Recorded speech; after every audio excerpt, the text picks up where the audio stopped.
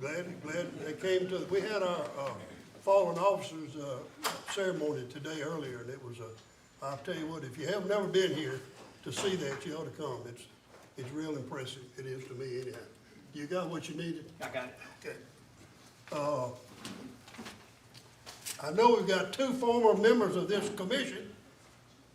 Both of them have been chairman. I know DeVitti was a couple of times, and Rigdon. Glad y'all came back to tell us what to do. Since you've been here before, I know, but we'll listen to you. I'd like to ask Jason Thompson, would you open us up with a prayer, please, sir? Let us pray. Eternal God, our Father, Lord, we thank you. We thank you, Father God, for this beautiful day that you have given us to see. We thank you, Father God, for giving us the opportunity to gather here today. We pray in the name of Jesus, Father God, that you continue to bless this agency, our commissioners, our executive staff, and employees of this agency. In the name of Jesus, we thank you, Father God, for this opportunity, again, to meet, Father God, and discuss things that will impact this state. Father, we just thank you. In the name of Jesus, amen. Amen. Thank you, Jason. Thank you very much. The next thing on the agenda is adopting the minutes from the last meeting. Do I hear a motion? I'll make a motion to approve. Second. All motion been made and seconded. Any more discussion? All in favor? Aye. Minutes have been adopted. All right, Mr. Chairman, the only thing I would notice is we got Commissioner Munger is on the phone. Commissioner Munger is in the wire right there. Yes, sir. He's listening to it. I've just talked to him. Yes, sir. I'm here. He's here. Agenda. How about the agenda, Mr. Posey? Got a few changes we need to make, Mr. Chairman. First one, there is no need for an executive session after this is over with. And what we need to do is we need to move, under item number 6, like to move, get y'all to move to, I like y'all to move or take advantage of this, take a deal here, that move the final rule 40 to number 1. That's the 3.1 and 3.4 rule that's currently listed as number 3 on the front page. Move it to the first item on that wildlife agenda. Leave item number 2 in place, that's the whitetail deer discussion, and move item number 3, the wildlife management area, to item number 3, and take them up in that order when we get to wildlife. And also on the front page, the Lemon Road Deer Management Association will not be here to speak, is my understanding, and we have some folks that will. I've got a list of folks who sign up to make public comments, and I'll kind of take them as we go there, and because I'm not sure who's here and who's not, but I'll let you know, and you can call them up. And I think that's all we need to change on the agenda at this time. Do we need a motion for that? Motion. Second. Motion been made and second to the changes in the agenda.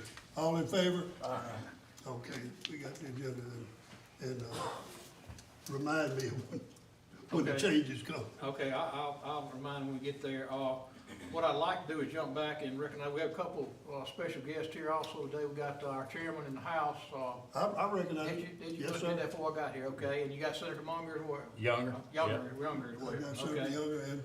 All right, well, the first person I have been on public comment is former Commissioner Billy DeVinny. WMA, That's right. Thank y'all. William DeVitti. I got a group of people, and we are opposed to the change in the turkey regulations that was passed 30 days ago. And I'm going to introduce them as 4 of us total, and let them make a few comments. I'm talking about 5-minute rule. Well- Big old one goes over. 5-minute rules in effect.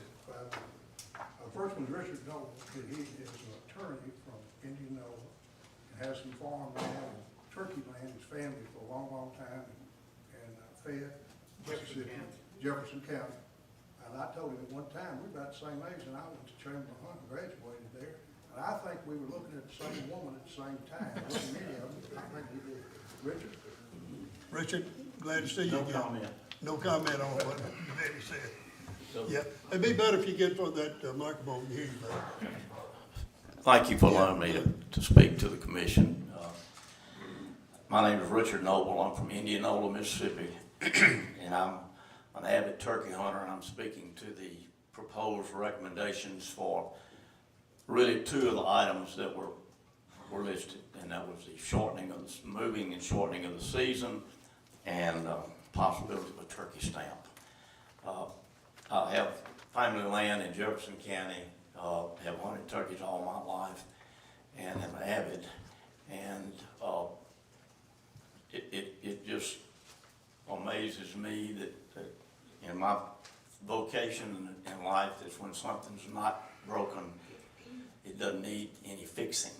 And our seasons are where they ought to be.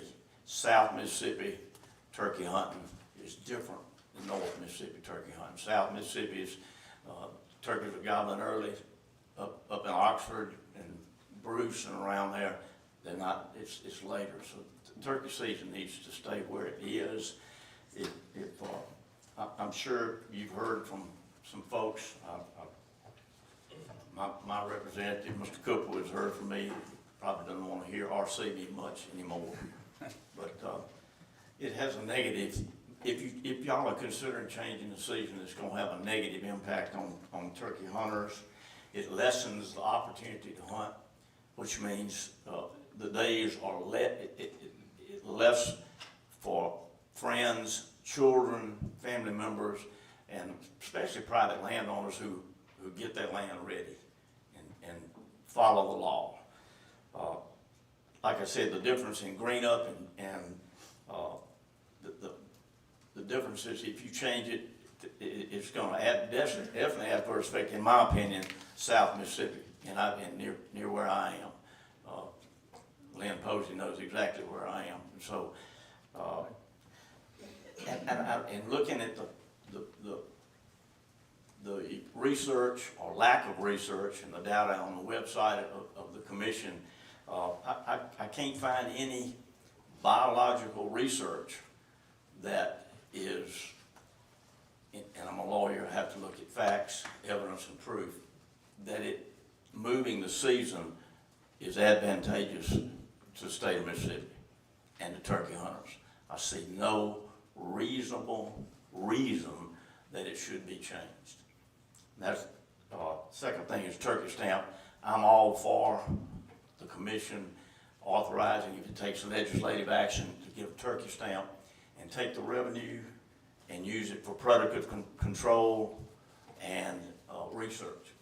Put a bounty on coyotes, raccoons, whatever, and because we have a predator problem, and that's a way that it wouldn't cost anybody any. If you're a turkey hunter, you ought to have a turkey stamp. If you're a duck hunter, you got to have a duck stamp. You get a turkey stamp, the revenues go straight to you, and then doesn't cost the state of Mississippi anything, which rarely does that, I can make that statement anywhere else. I ask for y'all to listen to me, please, as a turkey hunter, and to support the position of leaving everything where it is. Let the season stay the same. The fall season, you can do whatever you want to with fall season. I don't have a position on that. And you need to, the out-of-state non-residents need to be looked at real close.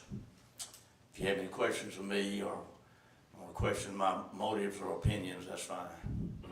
We appreciate you being here. Thank you. I agree with everything you said. Well, we did go to the same school. That's right, we did. Because I was smart enough to get a bunch of Ole Miss people with me today. Hold on now, he went to the university? Yeah, the university, you know. My next Ole Miss guest is a good friend, and great commissioner, Charles Reed.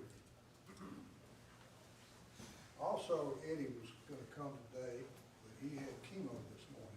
He texted me he was in a, I He got his- wanted to be here. I got his message. Great, thank you. And Mr. Rigdon is not only a resident of Lowndes County, he's also a resident of Harrison County. That's fact now. That's Are you fact next now. door there, Mr. Vince? We're right close. Yep. Thank you, Mr. Chairman, Commissioner, Mr. Rigdon. Executive Director Posey, for letting me speak. I don't want to be redundant what Mr. Noble had to say, but I'm opposed to moving the seasons back. We've had early springs, turkeys are gobbling in central Mississippi in February, and I just don't see where it would benefit us any. I'll skip on some of the things I was gonna talk to, but I would like to move on to tagging. No issue there with tagging, but it seems to be, if we could incorporate that, and I think there has been some discussion during time, but if we incorporate tagging and reporting together, it just seems that's what many states have gone to now, and I travel all over. I just got back Tuesday from Mexico, and many states here in the States. But I see the states moving to reporting, which would get our data, and tagging in one. And I just think, you know, we move out of the 90s and move up to current and get that done electronically would make more sense to me. It might take a little research, a little work, but I think that can be done. And really, that's all I got to do. Thank you very much. Wait a minute, Charles. How many different states have you hunted in the last 5 years, sir?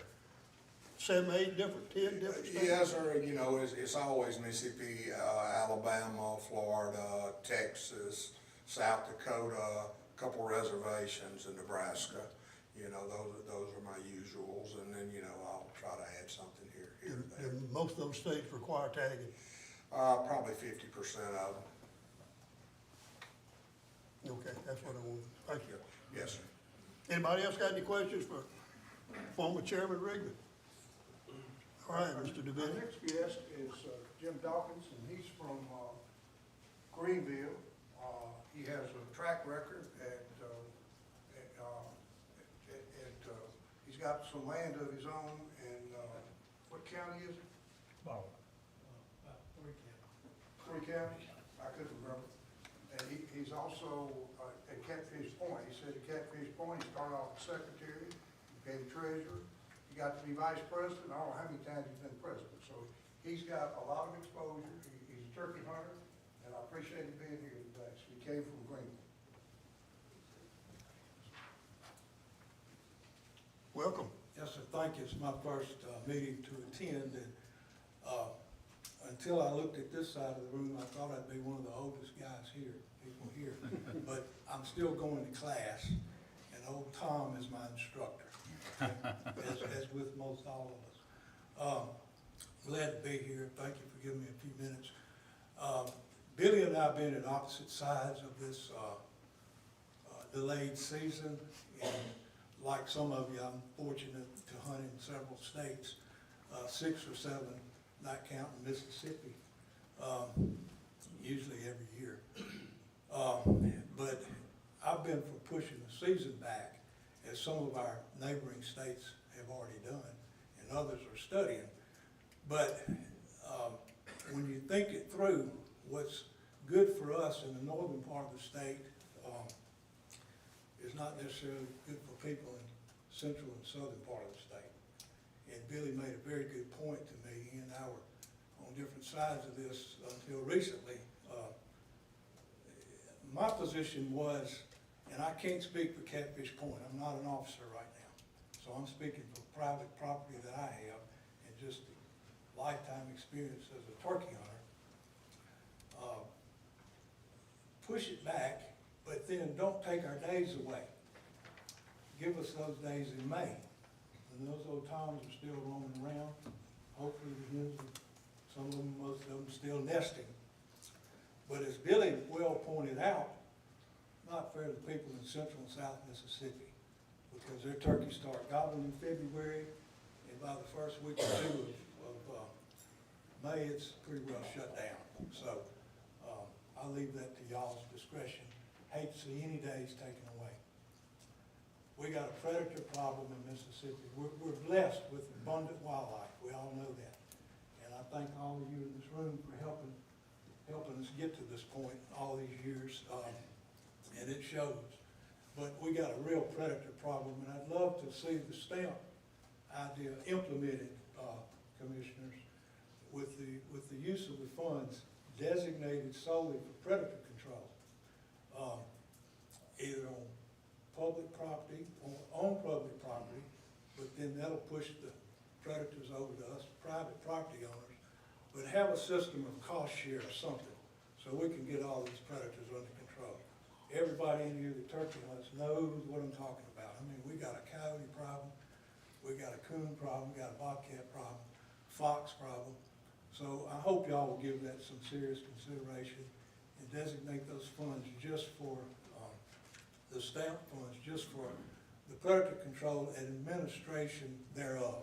In other words, whatever it involves, cost share, whatever. And really, that's about all I had to say. Again, we're blessed, thanks to all of your help, we're blessed with abundant wildlife in this state. And if I can answer any questions or be of any help. This is Billy Munger. Can you hear me okay? Yeah, he can hear you, go ahead. Yes, sir. I got to hunt at Catfish Point this year with Brian Van Lanningham as a guest, and y'all have a great place. It's amazing how many turkeys along the river. And I've been talking to the Arkansas commissioners. I mean, also Arkansas land on your place, and their season starts April 17th. So y'all can't really hunt that until it's late. And so I'm talking to Arkansas about maybe moving their season up for the coast, for the places along the river on both the Arkansas side and the Mississippi side. So we're working on that with the Arkansas people, so I just wanted you to know about that. When I was with Brian, it was turkey number 19 that he shot with me. I didn't shoot one. So I don't want to shoot Brian's 2 turkeys. But how many did y'all end up getting this year at Catfish on the river then? Too many, 52. Good. Well, I think you were 48 last year, so that's really encouraging. That's really great numbers. Y'all doing great. Probably one of our biggest years, and you know, we've implemented a very, very serious predator control measures we've taken. February of each year, we got guys that come in from, used to be Wisconsin, now Pennsylvania, and they'll take 300 to 500 predators out over the first weekend. And then, of course, you know, we're constantly battling high water, but we had a very good year this year. Sounds like it.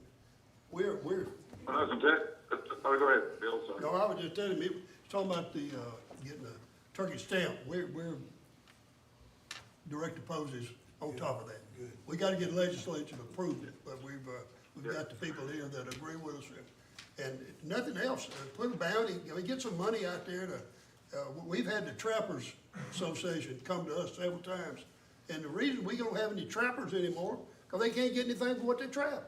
I mean, they don't make any money. Well, there's several. good Other than ones. paying, the landowner can pay them to come. I know I did mine, I had it on my place, and I got a small place, and, you know, we got 11 coyotes in 2 weeks. According to Mississippi State folks, whether you believe them or not, they said a coyote killed 2 or 3 fawns every year. Gotta take a shot, doesn't he? If I can say the same thing, on the stamp, and that has to be done by the legislature. Arkansas has a stamp, which I bought when I hunted Arkansas this year. It's voluntary, but I think it really needs to be, you know, you get 7, you know, we vote for tagging, or we do tags, physical tags, that the stamp would come with it, and it's with funds dedicated, like for predator management, or research or whatever. I mean, predator management is key. We all agree. I think we can decide to allocate it like duck stamps do. So I was going to say, everybody in the room, all you guys that are in favor of that concept, I know we got Senator Younger there, which appreciate you being there. Maybe you could help us champion that idea at the legislature of talk of Bill Kincaid about it, and others. So I think if we get all, the Wild Turkey Federation is for it, Turkeys for Tomorrow is for it. So I think we've got broad support for it, and we just need to get that kind of set up for legislature to consider next year. As I listen, excuse me, Mr. Cosser, as I listen, I'm thinking of 2 more things. I want to commend y'all on this app. It is a tremendous asset. It really is helpful. It's easy to use, and I just talked to Adam about one of my grandsons that was 9, that we got to get him in the system. But it's really easy to use, and it's a big. For old folks like us, it's easy. The other thing that I wanted to mention, I'm all in favor of raising the non-resident license fee. I think it's $300 now, is that right? I'd like to see us get to at least $500 for a non-resident license fee. I hope y'all will consider that also. All right. Thank you. Thank you. Thank you for coming. Chairman DeVinny. I got a little information to pass out real quick, and then I'll try to get out of here quickly. I'm just gonna show you this picture. That Clay and Rigdon went to Mexico, and it is a gorgeous picture. Is Now, this I haven't suspect seen in the many. room? If we had the press, if we had somebody from the Wire here today, I'd give him one, maybe put it in, see here? Mr. Devaney, is It this looked like a suspect hand. in the room today? Do what now? Is this suspect in the room He today? is, he's here, he is. Hey, Clay. How you doing, buddy? I didn't know, I didn't see him sitting back over there. He came in a little bit late.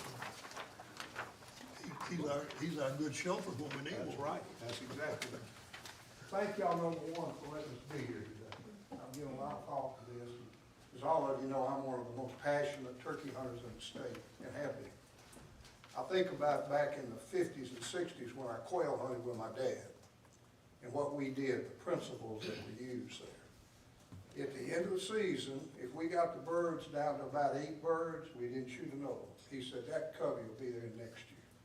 So that was our practice. If we saw anything that looked like a predator, back in those days, you could shoot hawks. If you saw a cat, a wild cat, if you saw a coon, a possum, a bobcat, a fox, you killed them. Predator management. We let the little ones raise, and after that, we burned. And burning was a big part of it. So we had success in quail, but we had to manage it. We're not gonna grow turkeys unless we manage, unless we got a vision, and we understand what it takes to grow turkeys. I don't know how many people we got hunting now, it's a lot more than it used to be. When I got started in '75, I went to a school at Westerfeld Lodge, and Ben Rogers Lee was the instructor and taught us about it. And another guy named Williams, look, he was the, what's his first name? One of you old guys can tell me. So knowledgeable about Lavelle, Levon, some Williams guy, and he was a real smart biologist. And he taught us about rain, and when it rained, the birds would get pneumonia and die. But anyway, this is what we're asking for our thoughts, for y'all to consider. Number one is don't approve what you got out here today. That's not a good law, especially us losing the days. That's horrible. That's that, and I think when I get through the evidence of proof, we don't need it. It's not broke. Turkey permits, and we talked about that we think that's the thing that we need, and we need to use those revenues for primary predator management and burning, and also for special projects. Shorten the season, do not do that. Same logic, same reason. We just don't need a short season. You know, some things, and I'll have to go and I don't want to talk about it today, but I was the one that made the nomination to go from the old system, the one that was just what they wanted, bringing back. We're the only state in the union that's got anything that complicated. We're going to be losing 8 days next year to the turkey season, 20% of our time. There's not anything about that I think the turkey hunters want. But if they do, they're a lot damn different turkey hunter than I am. Fall hunting, we only killed 24 birds last year. I'd leave it like it is. You know, what we ought to do is look at this every year and see what the report card says. How many birds did we kill? How many did we kill in the fall? What counties they were killing in? Were they killed in the first week, the second week, third week? Look at it like it's a business and make good business decisions, not because every other state's doing it, we're gonna do it. Let's see what happens in Alabama. Let's see what happens in Tennessee. Let's see what the reaction is after their first year. They kill as many as they did the year before. Are the hunters satisfied with it? Out-of-state hunters. And this is a big one. It is a problem. And the big problem is, if you're in Tennessee, your season doesn't open until April 15th. Well, you can come to Mississippi and hunt for a month before and then go back and hunt another month. I've got the dates in here that they're open in other states, and consequently, we've all got problems with all of that. I mean, here you are looking at Arkansas, April the 1st, Alabama, March 25th. So let's utilize that and say, okay, we're gonna sell you out-of-state license, why don't you can come hunt when the day that your state opens. Make it, if you're in Arkansas, you can't come to Mississippi, April 1st. So our Mississippi hunters at least have 2 weeks before anybody else comes. If you're in Tennessee, you gotta wait a month before you can come. Some way to look at it and manage it. I think last year we had 5,000 people in here. And we're gonna get more and more with these guys extending it back. If you don't look ahead, you ain't got any vision, they'll be knocking on your door. We don't have the right to hunt to predators. This is very important. We ought to be able to predator manage all the way through May 1st. And that's coons. We're about the only state that coons not considered A nuisance. that's right, nuisance animal. We need that change. We need the legislature to help us change that, and we need to be able to trap all the way through turkey season. Nesting is the most important part of turkey hunting, and that, if you can't protect them, you're not gonna have a good hatch. And then you gotta gamble on the rain afterwards. I think Ron Cease disagreed. We got two guys that had the same job, and I don't think they're on the same page about every issue. But that's what, when you deal with professional people, that's usually what happens. The higher the degree, usually the harder it is to understand. Over my head. I'm not being critical, but I like him. I like the people who are in this room. Part of this was pretty interesting because I got to talk to Cuz Strickland. And he was telling me about a place in Florida that he goes, it's got 20,000 acres, it's got more turkeys than any place he's ever been. He said, you know what it is? It's a quail place. He said, you know what they do? They got 50 traps there, and any kind of animal, they catch them, and they know what they got, and they predator manage it as good as it can be, and they burn the dickens out of it, and they don't care about the turkeys. He also said he woke up the other night, he had a bad dream. He woke up, and he got to the pearly gates, and when he got there, St. Peter had his back turned to him. He had two wild gobblers with bow and arrows pointed at him. He said, God, they're fixing to kill him. So he woke up, and he felt pretty good about that. But he also said, because he is an ambassador for turkey hunting, he's an ambassador for wildlife in the state of Mississippi. He's probably one of the best people I've ever been around in my life. He's really a good person. He doesn't kill a turkey anymore, but he takes somebody and he hunts all year long, and he lets them kill birds. And so he just does a lot of right things. He said that David Hale of Nightingale is really upset about Tennessee season and thinks they made a bad decision by moving it so far up. They need to go back. So I think there's going to be a lot of conversation in Alabama and Tennessee, and we're going to find out more a year from now or 2 years from now before we make a decision today. Said one of the studies showed that crows also eat the eggs.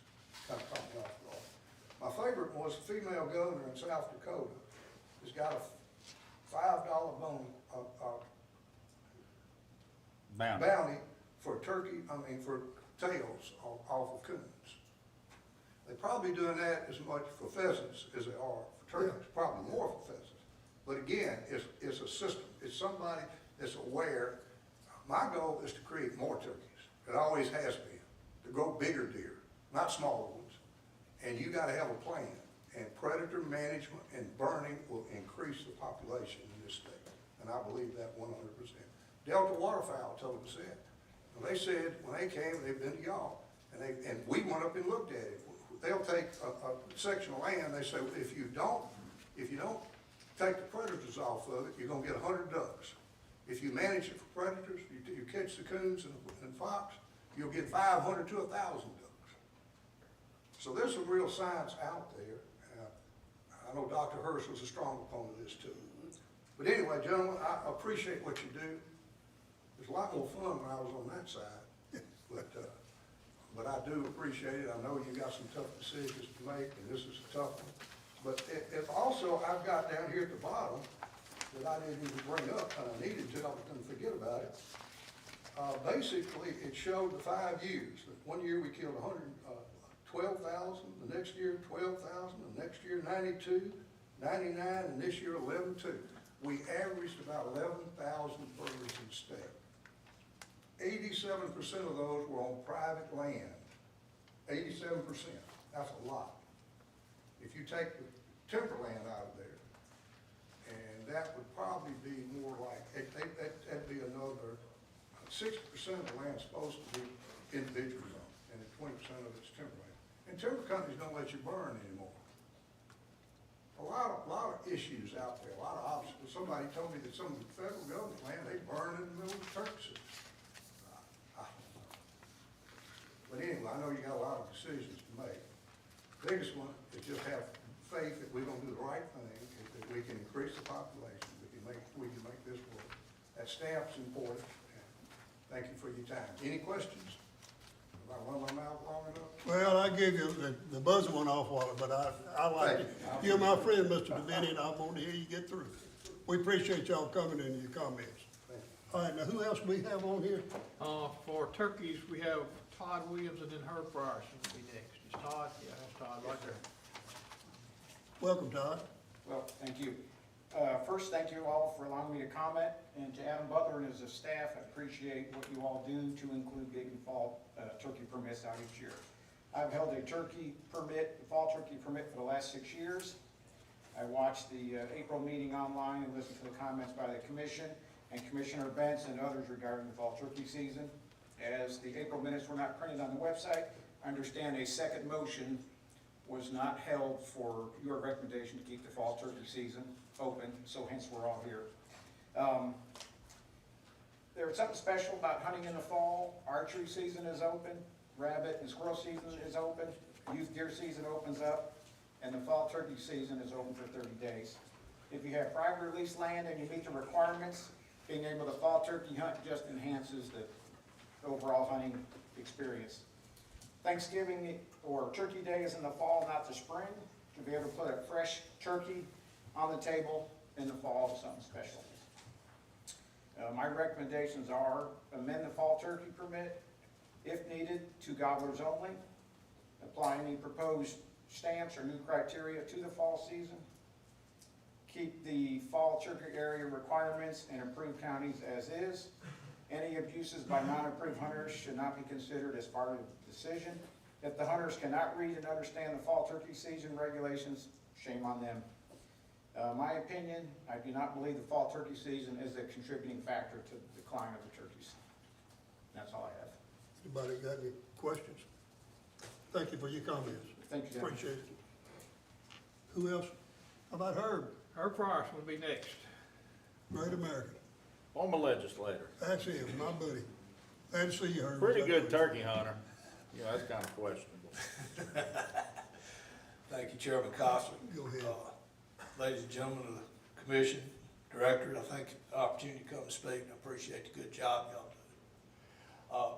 Of the stuff you got on there, the one that I have an opinion on is the tagging. I've always been for that. I think that the more data that your biologists and your research scientists have, the better we might be able to manage our flock statewide, as well as determine if the current policies are the right thing to do. You know, we used to think it wasn't good to shoot does. We learned that that wasn't good science the hard way. You know, so in the way I think that we do that is by having the best available data possible. And I was in Kansas a few weeks ago, killed 2 gobblers, and I took a picture right where I killed it. I answered 3 or 4 questions. I hit send. Before I got to the truck, I had confirmation from their agency that I killed one and all, and had a number in case I got checked. So I thought that was pretty cool using the technology, and if maybe one day we'll get around to that. But I do encourage you on changing the date of the season. Turkeys where Leonard and I are from start gobbling about the 15th of February. And some of our friends start hunting about that time too. So I mean, this is pretty tough. But a lot of, you know, I kind of like it the way it is unless there's some good science that says you need to change it. You know, that's the way I feel about that. And like I said, I appreciate having the opportunity to come and speak with y'all. And I I want to reiterate what several people said about burning and trapping on 82 acres that I own. I took 7 coons, 9 possums, and a bobcat off 82 acres, if you don't think we have a predator problem. And I was wondering why I wasn't seeing any turkeys on my place. I'm seeing no quails.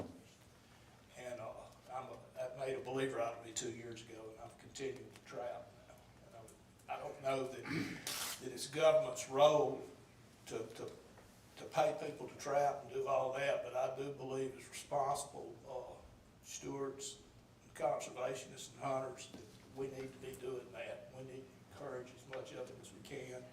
And I'd also like for you to encourage people down in the Pine Belt to plant only pine timber so we can burn hot. And it's a great wildlife habitat that I grew up in that rarely exists anymore down there. So we were a destination area for quail hunters in the 50s and 60s around Poplarville. And now we don't find them because the habitat's changed so much with short-lived timber. We don't burn. And in the fire-resistant forest, there's a lot of stuff there that birds eat. Gallberries, huckleberries, dogwoods, all these things. Blackjacks, post oaks, they're all gone now, except on the private tracts in the national forest. Thank you for letting me come. I hope you'll, I hope you do the very best job you can do and make whatever decision you make. I'm going to support you. Herb, can I ask one, Mr. Chairman, can I ask one question? Yes, sir, yes, sir. Herb, have you ever fall hunted? No. Me either, but I think I'd like to try. And I think they're running in Kansas. They're shooting hens. Hey, Herb, this is Billy Munger. I have a question too when you get done there. You What too? was that? Yeah. Go ahead, Billy. He can't Okay, hear. I can hear. So y'all ask him if you can hear. So in Kansas, you said you did their app, and you recorded the turkey there. It worked well. And Mississippi we have the same app, basically, it's the same reporting system that you can report it and you get instant confirmation. But a lot of people don't know about it, and a lot of people don't do it. So we don't know how many turkey hunters we have, and we don't know how many are getting reported or not reported. We're still guessing at it. So I didn't know, did you know we had an app that you could report here? News to me. Well, he hadn't killed a bird in Mississippi, he said, for about the last 5 years. Yeah, it's called No, game, I know. it's called game check. I wasn't asking about, I wasn't trying to get them on something. I was just saying, most people don't know about it. I mean, not most, but a lot. In spite of all it's out there, it's on the website. But Herb, look at it.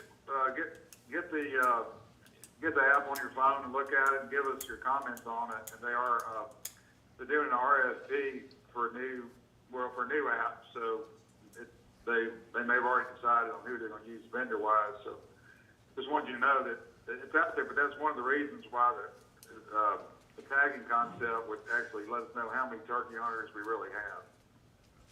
And again, I'm afraid we got a better reporting percentage than we have today. And so if we don't have the science to really know how many we are harvested and where and when, but I mean, the harvest reporting we have is good. It helps. But thanks for your comments. I appreciate you being there.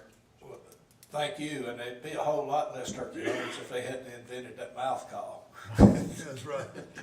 Mr. Chairman, I told you I was gonna be quiet today, but I do have to ask one question to Adam. If y'all are researching that app, the new app, can we take the county kills out of it, the location? Because let me tell you what happens. All the out-of-state hunters are going to that app and seeing that the birds are being killed in Benton County, Lafayette County, Copiah County, and that's where a lot of our out-of-state hunters are going to target those different counties. I'm not trying to not be transparent, but if we're gonna influx the out-of-state hunter to those specific areas, it might be something we ought to think about. Thank you, Herb. Thank you, Herb. Thank you, Tax Commissioner, legislator, good friend. Glad you came, Herb. What about my squirrel hunting friend? Barry Sullivan was, I want to tell y'all something before you get up here, Barry. He came. You're talking about Buddy, aren't you? I'm gonna tell you about a dog that belongs to this man. I think he said he sleeps with the dog. The dog's name is Buddy. and a squirrel ain't got a chance. I'm telling you, he came up to my place and brought Buddy, and Buddy don't play. When he barks, you better get over there with your gun. So anyhow, we're glad you came. I'm glad to see you again. We need to. You too. Need to bring that dog back. Is Buddy still alive? He's hopefully? still with us. Oh, Yes, what a sir. great dog. I got his picture on my phone. He's getting older and slower, so it's easier for me to keep up with him. I'm getting older and slower It's too. hard to keep up with that dog. Well, I won't take much time, but, I am passionate about turkey hunting too, but squirrel hunting with a dog in particular is my thing. I guess the first thing I'd like to address is the raccoon hunters in the state enjoy a training season for their dogs that is outside the hunting framework. I don't remember the particular dates, but it's basically a summertime thing where they can take old dogs or young puppies out to either maintain or improve on their abilities. They're allowed to harvest one coon per party per night, and it's really just a training season. Unfortunately, it's illegal for me to do that with a squirrel dog. So I would like the same opportunity and the same framework to be able to train my dogs to pursue the game that they were bred to do. It would be helpful. The second thing I wanted to talk about is hunting with a squirrel dog. I know squirrel season is a long time, from October the 1st through February 28th. But really, for squirrel hunting with a dog, December, January, and February are the best months, the best productive months, because the leaves are off the trees and you can find the squirrel. You're not sitting waiting on him. He's up there hiding when Buddy's barking at him, as you well know. December, January, those full of deer hunters. I'm a deer hunter too. I'm not complaining about that, but it does restrict the areas that I can go to with the squirrel dogs without bothering somebody else doing what they enjoy doing. February is really our time for squirrel hunting with a dog. It's 28 days that we're not going to be bothering anybody else doing what they enjoy doing. But it's 4 weeks. Several states adjoining Mississippi, Tennessee has added 15 days to the end of February for squirrel hunting with dogs in their state. Alabama, 4 or 5 years ago, added 8 days, or 7 or 8 days, a whole week to their season, which gives not only 7 more days. I get to hunt a lot in February, but it would allow an extra weekend for those who can't hunt during the week. I know that right now, the youth turkey season opens on March the 8th. I'm not trying to interfere with that. I'm a turkey hunter myself, but I see no reason why we can't extend our season for squirrel hunting with dogs till the 7th. That would essentially give us 20% more time to do what we enjoy doing without bothering other people. If the turkey season's moved, and I'm not advocating that it is, but if it is moved farther back, then I don't see a reason that we couldn't extend the squirrel hunting season also. I don't think it'll negatively impact the resource. By that time, about 80% of what we kill are males, because the females are nesting and getting ready to have young later on. But I just would ask that people consider, or that you consider, adding us another week, at least up to March the 7th, the day before the youth turkey season. And I guess the last thing, while I'm asking, several other states have higher limits for squirrels. Texas has 10, Georgia has 12.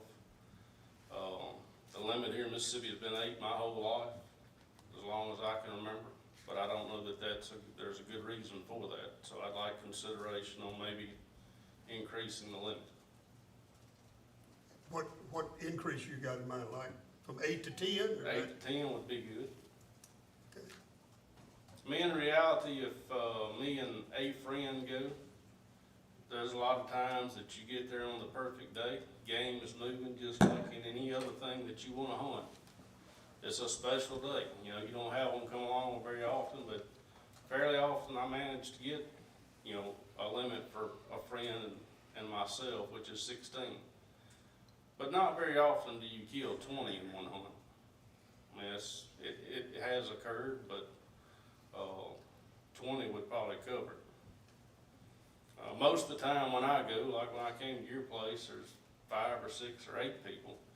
I really don't kill that many squirrels myself, but there's a lot killed over my dogs. But most of the time, we have enough people to cover. You can't kill one because you got Walker out there with a cannon And, shooting before well, everybody else does. I was not gonna bring his name up. Oh, since excuse me, you did. Walker, I didn't see, but he's. Does he wear his gloves and his hearing muff things? Everything, and he is not afraid to pull the trigger. And I'll he give won't him shoot that. with a 22, he uses No, a shotgun. he's got a cannon, that's what he hunts with. But anyway, I'm not gonna take up any more time, but I really would like the consideration on the training season for the dogs. I don't think that'll interfere with anything. And a special consideration on the extended season, because that would give us 20% more time, just 1 week. Well, we thank you for coming. Just before you leave, how old is Buddy? He is 11 now. Ooh. I hope you've bred him several times, got some I offspring. got that covered, sure do. I bet you Hey, do. Barry. Yes, sir. Barry, Bill Smonger, thanks for coming. Thank you. So, it's a question for Lynn, maybe. So, if we were gonna make some changes for the squirrel season, would we need to make a motion vote on it today to get it out for 30-day comment? No, you have to put it out for comment, but if I'm not mistaken, It's actually set in statute. It's 49.731.3 sets out October 1 through February the 28th. Got to, And then, that's so legislative. if you want to change the season, then you need to look at the legislature to do it. commission has the bag limit authority. Yeah, Yeah. yeah. Well, we appreciate you coming. Yes, sir. Thank you very So, much. so my question is, so the legislature would need to do that, and the bag limit for when you put in the digest, when would we need to do a motion to vote on it, get it out for public comment? That's my question. Changing the bag limit. I know, but he's talking about Well, when does it come out? I don't think it's too late to get it in. If you make the change, it won't be in a digest, so I would suggest you probably wait to consider it for the possibility of next year, do it early if you wanna do it, where it can be in a digest for Right. economic. Changing the bag limit. Right. But the legislature got to give you an extra 7 days. Is the training season a legislature? I thought y'all had there was a summer squirrel season for a month. It's 2 weeks, and It was 2 weeks? it is an actual squirrel hunting season. It's not very conducive for hunting So with what's dogs. the difference between the training season and the squirrel season? Well, You said they kill one? The raccoon hunters are allowed to take their dogs out mainly during the summertime for training purposes. And they're allowed to kill 1 raccoon per party per day. Is that by statute or? Yeah, but there's one thing I would point out is actually the commission is authorized to set a season that shall open not earlier than May 15th and run not later till June 1. So if you were looking at adding another 7 days. well, Or whatever. 2-week season, you could do that. And then how you couched it as for training or whatever, I mean, it's something we could look at. Statute is there to authorize it, we just gotta look and see how. you Whatever is interpret it. currently on the books for allowing the raccoon hunters to train their dogs, that'd be perfectly acceptable. We just, they do it, they go out at night. I wanna go out in the day. No, you're not going squirrel hunting at night, I don't No, think. sir. So, Mr. Chairman, you know how I don't wanna do any type of motion, but it sounds like Billy is wanting to maybe get direct the staff to get us some options on extending the season and the bag limits. Is that appropriate there, Billy? Is that kind of what you're talking about? I think, like, if we need to do a motion to do that. I think just a request, didn't y'all say? Yeah, we can make a request to Russ and them to give us some information on extending the Yeah. season plus the bag limit. All right. They may be 100% opposed to it, we don't know, we'd like to hear from the staff. Yeah. I'd like to ask. Yeah, With Thank the, you. with the understanding that we have, we can, guidelines by the statute that sets out what we can do, so that's fine. thank you, Todd, and, tell Buddy I said hello. I'll do. Good. All right, Jed England. the Jed dog England, season. I talked to Jed England on the phone, I have never met him, but I'm glad to see you, I'm glad you came. Thank you. Thank y'all for your service. Thank you for giving me an opportunity to. Well, glad you're here. What I'd like for you to consider is having the dove season to extend to the January the 31st like it was last year. Maybe we could propose a couple, maybe sacrifice a few days in October, September, and even November, but we seem to have our best hunting at the end of January. October is just now hadn't been very productive for us. We hunt in Humphreys County and we hunt a little bit in LaFleur County. But I think with things have changed, I don't know about climate change. I hear on both sides. If you, I guess with climate change, I had one guy said, "Oh, you need to tell them about climate change." I said, "Well, if you tell them about climate change, you know, some people will say we should have all been dead 12 years ago." So I don't know about the climate change. I can't. But anyway, I'll throw that out. The birds are bigger. They fly better. We can hunt dogs. Hunt dogs more effectively than we can in the warmer weather. That's pretty much all I've got. It's just if y'all could consider moving the season out like we did last year to the 30. Now, the feds give us so many days. Right, I understand. So what you're saying is you would like to see it put it at a later time? and Right. Take some away from the earlier time? Just if we could sacrifice a few days, like into September, but I think 80–85% of the dove hunters hunt the opening weekend. That's about it? Yeah, we've got about 45 of us that hunt out of a little small club in Coal Lake, out of the Humphreys County area. But we like to hunt all the way to the end of January. Just like I say, the birds are bigger, they fly better, we can hunt dogs. We seem to have, when we get cold weather, we get the larger migratory birds, and we seem to do pretty good at the end of the season. We'd like I said, we just hadn't had two very good hunts in October and even the end of September. Well, I would think our staff ought to be glad to hear that information, and we're not trying to add any more days. I We're just trying to move them around. That makes a I lot. understand you have a frame. Was it 90-day season? I'm not sure. I know 60 days on ducks, but was it 90 on doves? What is it, Russ? 90 days. We got a 90-day framework to work with. You got 90 days. You ought to be able to work take 5 away from somewhere and add it on to the To the others. 31st. I don't think that shouldn't be a problem, should it, Russ? Try to accommodate that? Yeah, we have to do for next season, yes. Yeah. They already set, I didn't know if they had set the dates for this season. It's already set it for this one. That was said last month, right? Yeah. All right, So, but hey, thank you for coming. Appreciate you calling me. I Okay. enjoyed talking to you. thank y'all for giving me the opportunity to speak. Thank you. All right, what about, any more Mr. public Chairman, comment? that's all I've got listed for public comment. If there's anyone else could have signed up over there, but we didn't see anybody, so if not, that concludes our public comment period then. I'm gonna recognize, Commissioner Bentz he wants to make a comment on his, Yes, sir. personal privilege. All right, Mr. Chairman, I guess I don't even remember how long it's been ago. It's been probably 3 months ago. We had an opportunity to hear from Miss Shannon Collardi, who is is Miss Shannon here? I ain't seen it. We had an opportunity to hear from Miss Shannon Collardi, on a safety rule issue, and then I was able to ask her some questions, and, a friend of mine said, "Leonard, you sounded like you were 10 grit sandpaper in that conversation." So I played the conversation for my wife, and she said, "Well, Leonard," she says, "I understand how passionate you are, but people that don't know you understand that would be a little bit abrasive." So I called Shannon about 2-3 weeks ago, and I went and met with her privately, and I personally apologized to her, and she accepted. We had a very good conversation, started talking about good things with the Department of Wildlife and U.S. Forest Service. So I wanted to publicly explain to y'all that I have apologized. I'm publicly apologizing to her for my delivery. I'm very, very passionate about things, but sometimes when you deliver things in certain ways, they can be taken the wrong way. She is a professional lady. She's a great partner with the U.S. Forest Service is a great partner with us. We're talking about some different things that might be beneficial to our outdoorsmen in the U.S. Forest Service system. So I still believe, and I told her I believe 100% of what I said, but my delivery was horrible, and so I'm publicly apologizing to her today for my delivery to her. So I appreciate you giving me the opportunity to do that, and we look forward to working with her in the future. Appreciate your comment and appreciate your honesty about it. Yes, sir. All right, next on the agenda, Jason, tell us some good news on the license sales. That's where we get the money from. Yes, sir.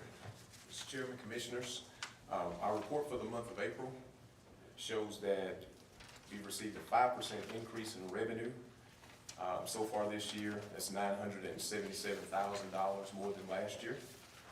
Revenue from resident license sales are up over $23,000. Sales from WMA permits have increased by 3%, and the senior exempt licenses are up 7%. Non-resident license sales are up 9%. That's $971,000.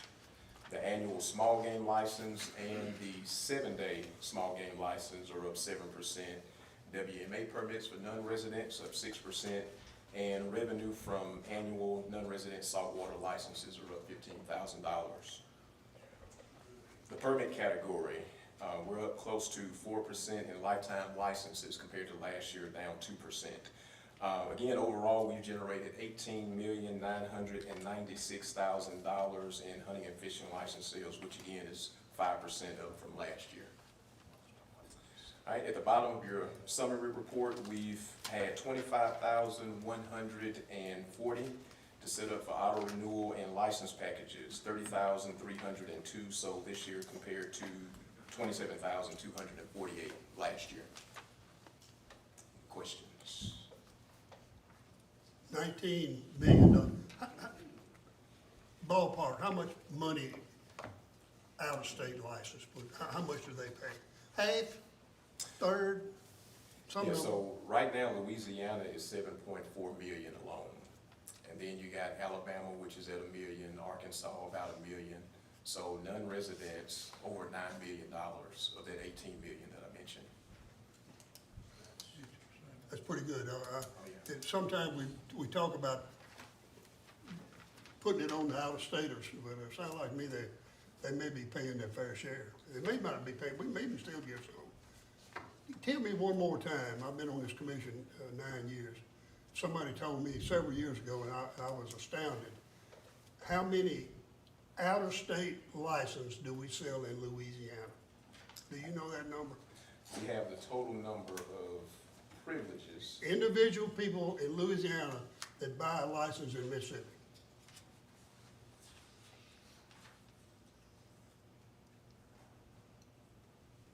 All right, so in terms of the privileges, 64,000, so you may be looking at maybe between 40, 50,000 possibly. But 64,000 out-of-state permits. Yes. Privileges. That's amazing. I thought it's supposed to be the sportsman's paradise. Maybe it'll make you like LSU. They coming down here? Never. By the way, like your tie, Jason, it's nice looking tie. Thank you. All right. Any more Thank questions? you. Anybody got any more questions, Tim? Okay, thank you, buddy. All right, here comes the big one. Come on, Russ. Are you coming up? I'll go first. Okay. Glad to see you, Jed. Thank you. Albert Butler, Turkey Man. Yes, sir. Thank y'all. Look, I started off my presentation in the ed session in February with this. I started off my presentation in April with this. I'm gonna start this one off too. I wanna say appreciate y'all's patience on this issue with turkey seasons.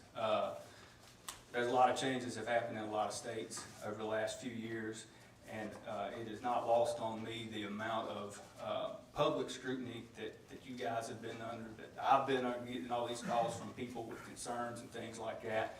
And, you know, we've asked for several years now to take some time so that we can have a look at everything, you know, take a step back and look at this. And so I just want to reiterate for a third time, appreciate the patience and the kind of the steadiness that y'all have had on this issue. And just, you know, we're going to talk about the proposed regs here. Reiterate, you know, I heard Mr. DeVin's comment. He and I have spoken about turkeys many times, and I've always appreciated his perspective and agree with the vast majority of what got discussed earlier. But we're here because the public, you know, for several years now has been concerned about turkeys and has expressed that concern to the agency and to the commission, including a group from South Mississippi that came here a couple of years ago requesting a bunch of changes. That set into action, you know, y'all's request to staff to take a look at turkey season in Mississippi. And, you know, we also put together a comprehensive management plan a few years ago, which was adopted in 2017 by the commission, that one of the foremost things in there said we need to take a look at our seasons. And I'm proud of our effort on that. We've looked at this thing 6 ways to Sunday, and you know, the set of recommendations we have are what we've come up with after looking at it from every angle. So those have been out for public comment now, and we have gotten public comment. We've gotten 135 total public comments, including those that have come directly to Ms. Sharon or have come through our web portal. And overall, the public has expressed overwhelming satisfaction with the things we've offered. If you look at kind of the 3 things that are on the table, you know, tagging has 87% public support from those comments. The spring season shift has 70% public support. Fall season suspension has 83% support. So the public has heard from us, and they seem supportive. I need to ask him one question just so we can be transparent on the record. Yes, sir. You made a statement that we think we have 60,000 turkey hunters in the state of Mississippi, correct? Correct. Of that 87% that you're speaking of, that was 135 people of those 60,000 turkey hunters. Correct. So I wish all 60,000 would too. comment, but, you know. I do too. It's hard getting all of that. Maybe if we're successful in the tagging system, maybe that can be a question like you do on your hip stamp, or, you know, or the licensing. But I just wanted to make sure that I was clear on that. 60,000 approximate turkey hunters with 135 responses. Now, those are probably the most passionate turkey hunters in the group. Absolutely. And they're very passionate. But I just want to make sure that we understood that we're dealing with 60,000 and only received 135 responses. Absolutely. Totally agree. And I also tickled to death the talk about the turkey stamp. Like when I gave my presentation in February, you know, I rated that as one of the top priorities we could do as a state, and I still believe that. So I'm absolutely tickled to death that we've got this level of support for that across the board, and I hope that will have legs and carry on. So, Mr. Chairman, how would you like to address these? I mean, we did them kind of line item one by one the last time. We need to split them, Adam, and take the wild turkey seasons first, and Okay. let's do it that way first. Okay, so, 3.1. yep, that would be Rule 3.1, which would revert the spring season back to the pre-2005 framework and suspend the fall season. So, like I said, we've had public comment on both of those. Both of those are supportive, so I guess staff recommendation at this time would be to go final with that rule. And tell it to me again, leave the season just like they are today? No, but No. you say go back. Right now, the proposed, He's saying they're just presenting the proposed right, regulations that were out for public comment. Okay. So if y'all want to do something different. Adam, go ahead and say what is proposed. Yeah. right, what is proposed would be the season begin on Saturday closest to March the 20th for the spring season. Adam, what if you, what would the staff recommendation be if you leave the season dates alone, but you change the fall season? So leave the spring date as March As is. 15th. Okay, that's a good question, and if you guys will remember back to the education session that I gave in February, you know, part of our evaluation process of all this, and I've reiterated to y'all many times, don't want to make anything rash and want to look at all the information we can to make a decision. Part of our process was evaluating, you know, what would happen with different changes. In terms of the number of turkeys, not going to matter. The spring season has very little effect on the number of turkeys. Our recommendation is based more on hunter satisfaction because we compared hunter success under the old season to the current season. So it's basically, you're talking about we're going to maximize opportunity, which is a valid point under the current framework under March 15th, or the shift, which would move us a little closer to the peak of gobbling. So from a biological standpoint, there's nothing wrong with staying on March the 15th. So I don't know that we would have, as staff, biological opposition to that. that, we're basing our decision. All right, you, So, commissioners have heard the staff proposal, is there a motion? let me ask a question of Adam. Yes, sir. Adam, on the, I don't know if it's related to this one or not, but as far as out-of-state hunters, we have, first 2 weeks of the season, we have, it's a draw hunt for out-of-state hunters. Correct.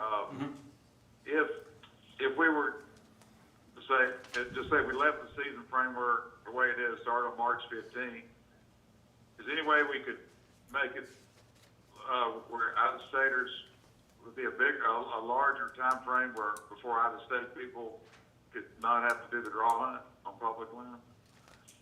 Would that something that we could do?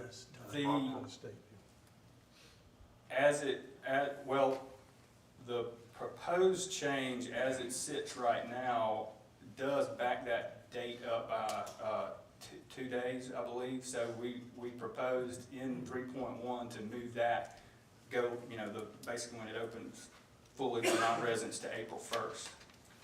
So if you voted that change in, that would be what it would be next year. But if we didn't take any action on this rule, it would stay just like it was last year, where the first, how many weeks we do a draw? About 2 weeks, basically, yeah. So, It's just 2 weeks, March 15th. What it happens is the out-of-state people, they can come in, like Billy DeVinny and others were talking about earlier, you get a lot of out-of-state people, coming in and, putting a lot of pressure on our public WMAs and U.S. Forest Service land, which is, it's the draw thing has helped, but, again, we're the only place open around here pretty much.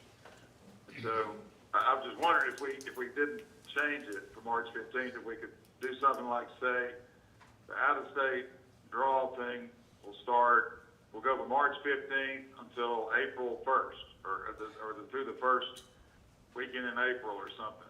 that's how it is It'd now. be 3 weekends Right. for in-state people. That's how it is. Yes, sir, the proposal, that's how it is now, in the proposed, rule, because, let's look at the way it was, in 2023, non-residents could not come hunt public land in Mississippi without being drawn until March 29th. We proposed backing that up to April 1st, so it's already backed up a couple of days for next year, it would be backed up a couple of days over what it already was. Yeah, but understand, if you don't adopt the proposed, it stays the same. It would just be the 2 weeks to the 29th. Yeah. That was my question. Could we amend that motion, could we amend that proposal to go out for 30 public comment to say, I'm just hypothetically saying it starts March 15th, however, out-of-state people, for public land, would have to do a draw, have to be a winner in the draw until April 1st or something like that. Or you'd have to put it out for public comment again. Yeah, you would only be changing 2 Right. days, you have to put it out. Correct. So, And I don't think that'd be worth it. I don't think you would have. what are you saying, Yeah, Drew? that would put out. I'm just saying, if he's talking about changing the proposed rule so that the start date is March 15th, okay, I guess let's establish that, if that's what you're saying, and then adopt what their proposed rule is on the draw hunts, or what, I guess I'm No, I think limited, because we're dealing with 3 different issues here. To come to a decision, I think the commission needs to address what they want to do in reference to the proposed thing versus any other consideration they may have. And then, Correct. I agree with you on that. Billy, and then I would entertain a second, if the chairman allowed us to make a motion after we get through with all this, to address that out-of-state stuff. Okay, I think that's the right way to do it. his proposal is Yeah. to adopt rule 3.1. Now, let me say this before we vote on the 3.1, there is 2 parts of rule 3.1, the other one is gonna be the bag limit part of that, so we're only addressing the season part of it with this. Right, the season, so the spring season and the fall season, so the fall season suspension is in 3.1 as well. Yeah. So, Right. I assume based on the amendment, you're suggesting the spring part Stay the same. stay the same. Stay the same. Is that, I mean, I'm understanding That's correct? what I would go on, is Yeah, it stays well, the same. Yeah, because we never did actually get to where we had a motion that it carried out exactly what you are saying. So, if you were going to make a motion, all right, and if the commission was going to, in essence, leave the spring season date the same, i.e. the 15th, then the motion would be that we would not make the changes, that the date would stay the same as March the 15th. And then we would decide, do you still want to do away with the fall turkey season? So if you were gonna still do away with the fall turkey season, then you would adopt the changes, the staff recommendation with the change that the date, the start date, the season date starts on March the 15th. And then everything else as proposed, i.e. the fall turkey season, would be eliminated as proposed. Is there any biological data out there that, for a reason to eliminate the fall season? So the reason that came in, well, yes, sir, so there's multiple studies in other places that suggest. I'm talking fall hunting. Mississippi. Multiple other studies in other places suggest fall hunting reduces population growth. And then that same study that we did that I referenced a second ago, that Dr. Moran, who was here in February, did, it showed that a 2% increase, average increase in hen survival in the fall and winter would be enough to stabilize a turkey population. So because of that, we feel like it's unjustifiable to legally allow hens to be harvested when you see that the population is that sensitive to hen survival. I mean, that's, 2 out of 100 is pretty minute. That's the lady that came that spoke to us Yes, sir. today? Yes, sir. And she was 100% against the fall season. Yes, sir. She's supportive of that recommendation for that reason. And, on top of that, the fall season has always, or never had much popularity with hunters. Yeah, but there are the public comments that we got right here are in line with previous opinion surveys on that topic.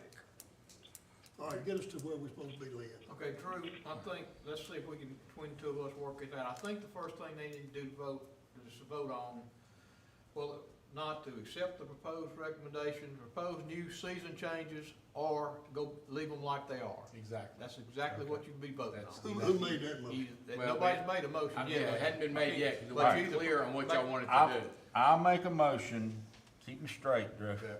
I make a motion that we reject Rule 3.1, wild turkey season and bag limits. Well, now, wait a minute, No.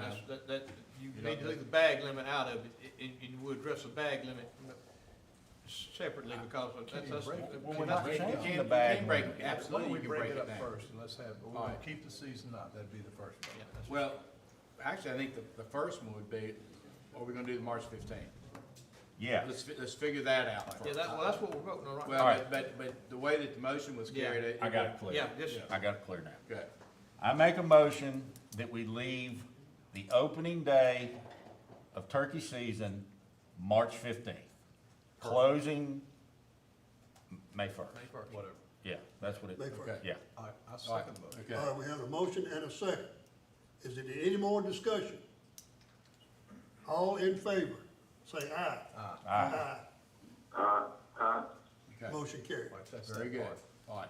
Now, that put the season like it is today. Exactly. Makes no changes. There's Makes no no change change. in the season. That's right. No change in the season. All right. Second issue is, what do you want to do about the fall turkey season? The staff recommendation is to do away with the fall season. I make a motion, staff recommendation. Motion been made and second. Any more discussion? All in favor of closing the fall season, say aye. Aye. Aye. All opposed, No. motion carries. Okay, very good. And the clarification, the way you actually worded it is suspend the fall season. So it's something you can go back to later, of course, anytime we want, right? I mean, in the future. If it's closed, it's suspended. Yeah. Suspend it. I know. Well, I think the wording is, that's the way I had worded it. Okay, we got you. Okay, kind of study it and maybe go back to a gobbler only deal. So I just want the public to know this is not for sure 100% forever kind of deal. Okay, Correct. 3.4. Everything on 3.1? That's it. The only two changes? That's it, yeah, that's right. All right. That's it. 3.4. 3.4. All right, 3.4 would be the harsh porting and tagging, and, so we've recommended implementation of a physical tagging system, and like I said, public support for that has been extremely strong, 87%, which is actually more than what we've ever had in any previous opinion survey, but always have had strong support for that. I do feel obligated to address a caveat that we have. As you gentlemen know, we've been in the process of reevaluating a license system or going to a new license system. Correct. And from a technical standpoint, that has made implementation of this, not ideal at this time. And after evaluating all of the possibilities, given that the new system will not be in place until the 2025 season, we recommend passing this as it's proposed with the caveat of implementation for 2025, so that it goes in with the new system, new license system, and everything is smooth and clean with that. Staff recommendation. Do we have a motion? So moved. I'll move. Well, you second. I'll Commissioner Rhodes made the motion. You second. Any more discussion? Anybody else want to discuss anything? All right, I'll call for a vote. If you're in favor, say aye. Aye. Aye. Opposed, no. No. All right, the motion carries. What does it take to get the legislature to? Very good. Thank y'all. Thank you, Adam. Hope we see you not too soon. And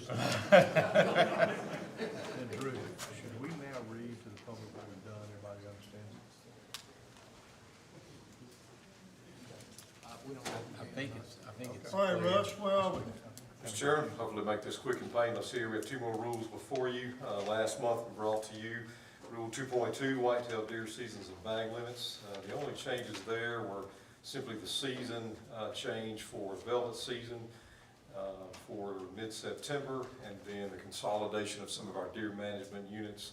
There's really no reason to have multiple deer management units the way we did, so we consolidated those. And then your normal season date changes as happens every year. Those were the only changes to that rule. No public comment there, so we would move that you vote those final as proposed. And which rule? Give me the number again. That would be Rule 2.2. 2.2. So moved. Motion's been made. Is there a second? Second. Motion been made and second. Any more discussion? All in favor? Aye. Any opposed? Motion carries. You got it. All right, thank you, Mr. Chairman. The final one for us would be the wildlife management area rule. That'd be rules 1.1 through 1.47. No significant public comment there, so we would vote that those be final as proposed with one caveat there, and that would be that the turkey season changes would revert to what they were as you just passed in Rule 3.1. So there would be no season day changes in the WMA rules. So, yeah, so that, All right, that understand. We've had a motion. Is there a second? Motion been made and second. Any more discussion? The only discussion I had, Mr. Chairman, would be if we could get the staff to start looking at, an issue of these collar systems, Russ.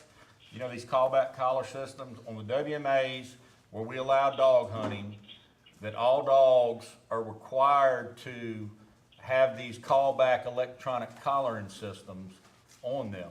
I'm not talking about it's more kind of like Adam did, an implementation over, something over the next 2 years, because it is gonna be a significant change on our WMAs.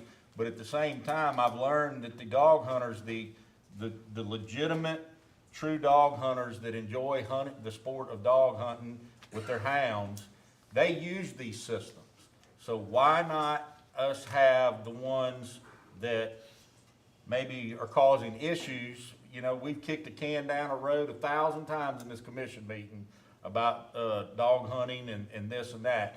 So let's start studying us requiring people who hunt our dog hunting WMAs, if they use a dog on them, that they have to have the collaring system. So I'm not looking for something tomorrow, but I think if we can start that process, we can start addressing some of these dog hunting issues and not keep kicking the can down the road. All right. And I'm for dog hunting. All right, we got a rule, 1.1-1.47. we've had a motion and a second, Right. and we've had discussion, and I'm saying, all in favor? Aye. Aye. Munger? Hello? Yes, sir. Yeah, he votes aye. Motion carried. I didn't want to leave out my buddy. That pretty much, that got you right? That's got me. I'll say it Thank you, louder, Mr. I'll say Chairman. it louder next time. That's okay.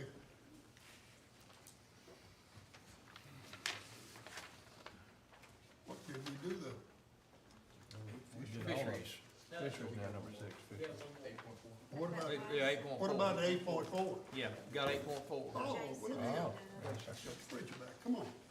Yes, sir. Mr. Chairman, Rule 8.4, the non-resident hunting and fishing license and fee program.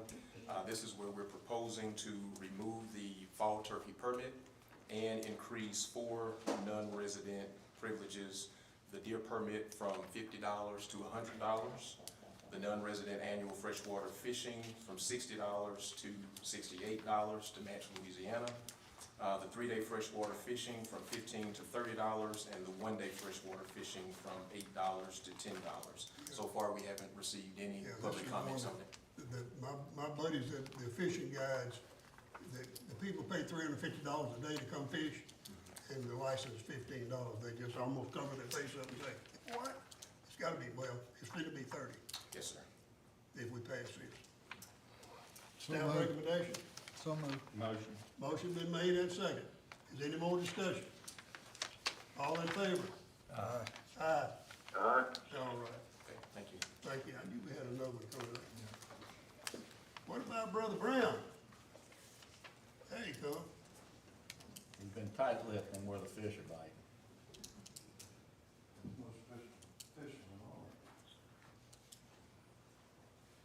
Mr. Chairman, Commissioners, we turn to tab 6. About the end of the last meeting we had, you asked me a question that I could not answer, and I told you we would try to get you an answer. Yeah. Who was Mary Crawford? Yeah. That generated a lot of responses, and I appreciate How many staff people knew? from different staff that sent me information. Mary Crawford was a lady that was actually from Chicago that worked with the Lawrence County Conservation League in the late 40s and early 50s. And she wound up purchasing through her realty company the majority of the land and then donated it to the state to build the lake. Well, they So- were nice of the state to name the lake after her. They Yes, gave us sir. the land. Thank All right, last month we brought 3 proposed changes to 3 rules. The first one is Rule 1.3, regulations regarding sport fishing. We've received no public comments on those changes and recommend that it be adopted as final. Heard the staff recommendation. Is there a motion? Go ahead. Oh, I'm sorry. Can I ask a question real quick? Yeah. Now, is this the one where, explain to me how, does his creel limit count in the fishing day? This is not the guide bill yet. Okay, This is proposed last time. This was actually language added that it's illegal to harvest mussels, which is already in statute. Oh, okay, I'm We're just looking putting at the that wrong in. thing, I'm sorry. That's fine. Keep me straight on that. I like a second. Motion been made and second. Aye. You made a motion, good. Rhodes and Cookwood. All in favor? Aye. Aye. Aye. Go ahead, Brother Brown, you got that? Rule 1.4, statewide creel limits, also no public comments. Recommend that they be adopted as final as well. I'll make a motion. Motion been made for the, is there a second? Second. Motion been made and second. Any comments? All in favor? Aye. Aye. Aye. Motion carries. Rule 2.1, regulations regarding state fishing lakes. I think Russ mentioned any comments that were made regarding the hunting at Colin Panther. We have not received any other comments pertaining to that or other changes in that rule, so we recommend that it be adopted as final as well. Do I hear a motion? I'll make a motion. Cookwood makes a motion. Second. Second. Any more discussion? All in favor? Aye. Aye. Aye. Now we come down to you. Yeah. Next is the proposed guide. This is the guide rule that you mentioned, Commissioner. This will be an actual new chapter, be chapter 4. This is based on legislation that was passed this past session, which goes into effect on July 1st. So Rule 4.1 will be the definitions of terms that were listed in statute. It was just basically copied from that. You want to do, I think, Drew, we're going to do these together, probably, since it's all a new rule. Yeah. Okay. So 4.1 is the definitions. 4.2 is regulations regarding freshwater guides and outfitters. This pertains to the licenses that they will buy. In your summary, it outlines several other requirements for that, but the main points is resident license price will be $1,000. Non-resident license price will be $2,000. There's several requirements such as CPR, first aid training, voter education, proof of residency in that. That's 4.2. Rule 4.3 pertains to the boat license and decals.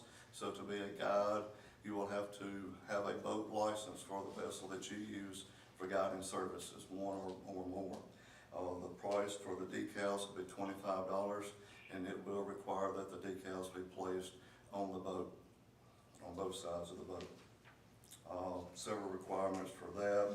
Their boat must be registered with the agency as a guide boat, valid driver's license, proof of liability insurance of at least $100,000. Rule 4.2 and 4.3 will be Class 2 violations. Any questions? I think Commissioner Dents had a question about on the limit. Creel limit. The creel limit on the guides. See, on the saltwater side, the charter boat captains and the deckhands, their creel limit cannot count towards that trip is what, and I'm just trying to be consistent with our guides in the saltwater as they are in the world. I talked to DMR about that a couple of months ago, and I know it's only for certain species, and that is due to federal law. I think it's on snapper. I can't remember the other one off the top of my head, but I know snapper is one. Okay. And then speckled trout were, but that was a guide request from the guys down there. So no, the guys will be allowed to fish. I was gonna say, That was removed. they got a license, I don't think we can Yes, tell them they that's can't correct, have a fish just because because they will got have it. a fishing license. I was told I'd ask that question by a legislator. Good. It's a good question, and we got the answer. Guys can catch fish. All right, Any other questions? what about the Motion to approve. motion been made? Second. Motion been made and second. Is there any more discussion? All in favor? Aye. Alright. The next item is, we have a cooperative agreement between our agency and Pearl River Valley Water Management District. It's an existing intergovernmental agreement for aquatic vegetation control on Ross Barnett Reservoir that we do each year. We're just bringing it to the commission for approval. Yeah, because it's an intergovernmental, you had to put on the minutes that y'all approved it, and so. Motion. That's all it Can is. you- All right. Motion been made and second. All in favor? Aye. What carries? All right, we'd like to recognize some of our staff, and for our 2022 Bureau Awards. The first is our 2022 Fisheries Biologist of the Year. It's gonna be Mr. Keith Mills.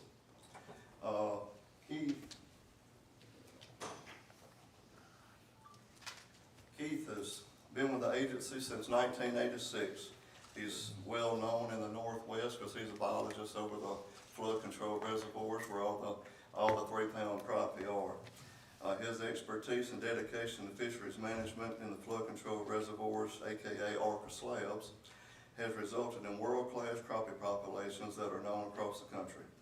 He has conducted and collaborated on many research projects over the years, such as the Magnolia crappie, single versus multiple pole or pole versus troll studies, effects of water level on sport fish spawning and recruitment habitat on the flood control reservoirs, and he is one of the first biologists to study the impacts of innovative technologies such as live action sonar on crappie populations. Keith is no stranger to recognition and has received many awards during his career, including the Seafoil Fisheries Biologist of the Year, the Lifetime Achievement Award from the Mississippi chapter of the American Fisheries Society, the Corps of Engineers Commander's Medallion for Outstanding Achievement, and he was the Fisheries Conservation of the Year awarded by the Mississippi Wildlife Federation. So I'd like to present Keith with gift card and his plaque.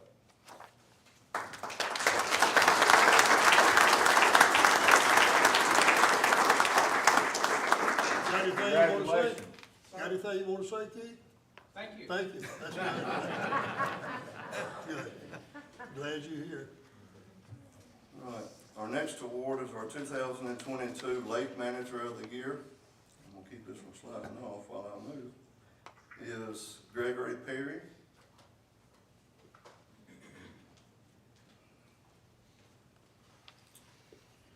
Greg began his career in 2017. That was right after I became a state lake coordinator, so I'm proud to say that I believe was the first interview that I conducted. He's the lake manager at Simpson County Lake. Greg's enthusiasm and hard work ethic is evident from the beginning. He basically hit the ground running and he hasn't stopped. He's always trying to make improvements. Greg works well with other staff and is always ready to lend a helping hand.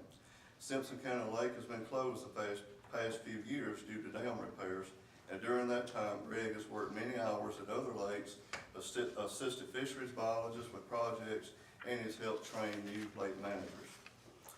He's a good mechanic, maintains a CDL license, and helps with transporting and operating heavy equipment. Often works at our agency booths at wildlife expos and assists with the Ames events. Over the past year, Greg has worked hard to make facility improvements and prepare for the reopening of Simpson County Lake. Several of those have included making significant upgrades to the campground for the customers, gathering Christmas trees after the holidays for fish attractors, repainting pavilions, building new picnic tables, and making road improvements. So, very excited to give this award to Greg Perry.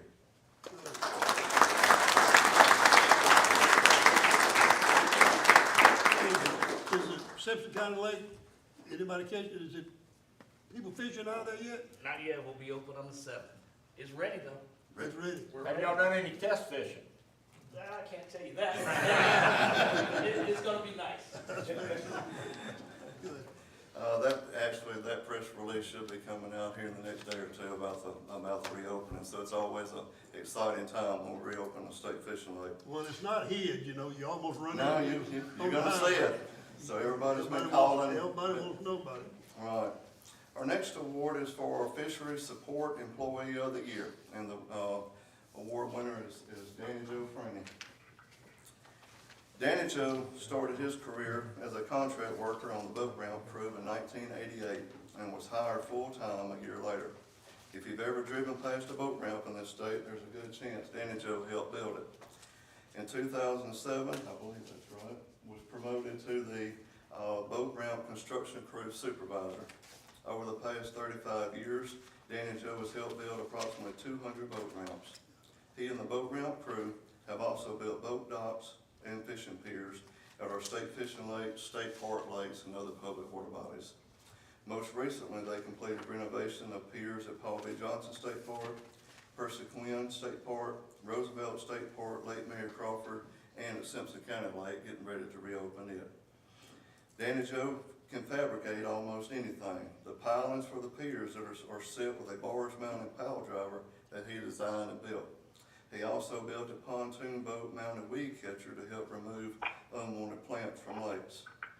Other activities that he and his crew have been involved with include repairs to nature trails at Forest Bluff State Park and the Museum of Natural Science, assisting with lake renovation projects at Elvis Presley Lake and Simpson County Lake, and spillway repairs at Lake Oklahoma and Holmes County.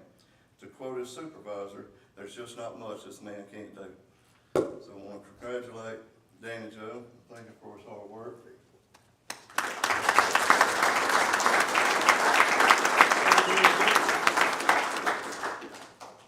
all I have. Thank you, Brother Brown. Where's Angel? Oh, you were down on the floor, I didn't see you. Good afternoon. Glad to see you, Angel. You too. Let's see, got a little presentation. You bring Charlie with you? Yes. Oh, he was in back there. Hey, Charlie. Let's see. Go ahead. You got the floor, Angel.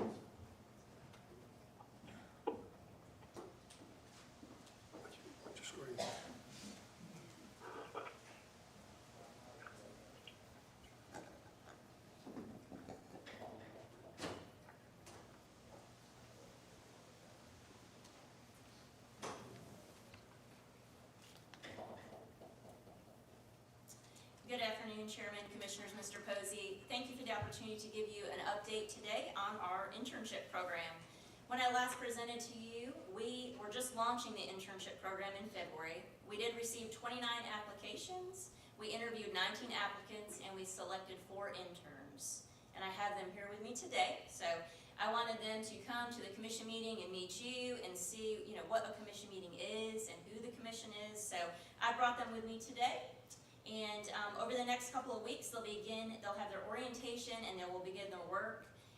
So we're really excited to have them here. It's been a great experience for them. This morning we attended the Fallen Officer Memorial, and then I wanted them to come here this afternoon. So today I'm very proud to present to you Miss Humphreys. She graduated from Mississippi College this month. She has a bachelor's degree in biology and a minor in psychology. She's currently located in Bentonia, Mississippi, and she's going to intern under the Museum Research Department under the direction of Aaron Holbrook. Mr. Williams, he graduated from Holmes Community College in May of 22 with a degree in Forest Tech. He's going to pursue a bachelor's degree at MSU in 2024 in wildlife, fisheries, and aquaculture. He is currently located in Charleston, Mississippi. That's a good town. Yes, sir. He will intern under the North Mississippi Fish Hatchery under the direction of Josh Glover.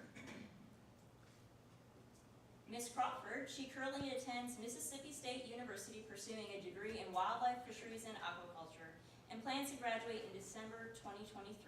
She is currently located in Lambert, Mississippi. She will intern at the O'Keefe Wildlife Management Area under the direction of Brad Holder. Mr. Bagwell will complete his criminal justice degree at Itawamba Community College once he completes his summer internship here with the agency. He is currently located in Pontotoc, Mississippi. He will intern under our Law Enforcement Bureau in Tupelo under the direction of Major Jason Young. So they will complete their internships in August. We plan to attend the August commission meeting so that they can come back and share their experiences with you over the summer. And we hope that this opportunity will turn into a lifelong MDWFP career for them. So I wanted to bring them today and congratulate them. And if you have any questions for myself or for them, we'll take those at this time. So look like you got a good crew. We do. We're really excited. 29 applications and these are the 4. So, well, thank you. We appreciate it. Thank you, Hazel. You're welcome. Where's Colonel? Yes, sir. You're up? Yes, sir.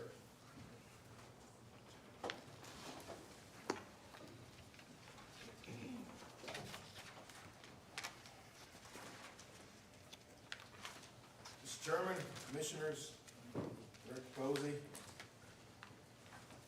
here to make a report for law enforcement.